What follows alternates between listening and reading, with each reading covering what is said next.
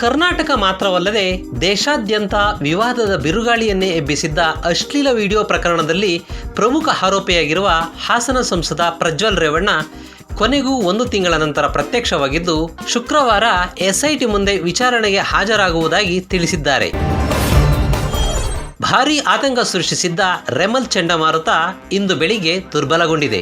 ಮಧ್ಯರಾತ್ರಿಯ ಸುಮಾರಿಗೆ ಭೂಕುಸಿತದ ನಂತರ ಗಂಟೆಗೆ 80ರಿಂದ 90 ಕಿಲೋಮೀಟರ್ ವೇಗದಲ್ಲಿ ಗಾಳಿ ಬೀಸಿತು ಎಂದು ಹವಾಮಾನ ಇಲಾಖೆ ತಿಳಿಸಿದೆ.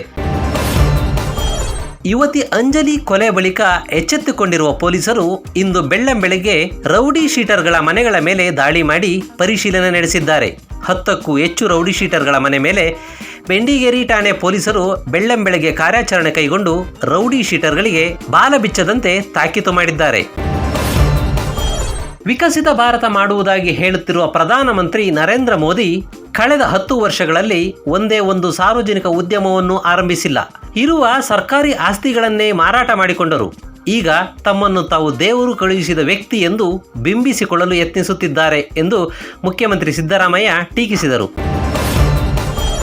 ರೈಲ್ವೆ ಹಳಿ ಜಾರಿರುವುದನ್ನು ಪತ್ತೆ ಹಚ್ಚಿದ ಕೊಂಕಣ ರೈಲ್ವೆ ಮಾರ್ಗದ ಟ್ರ್ಯಾಕ್ ನಿರ್ವಾಹಕ ಸಂಭವಿಸಬಹುದಾದ ಭಾರೀ ಅನಾಹುತ ತಪ್ಪಿಸಿದ್ದಾರೆ.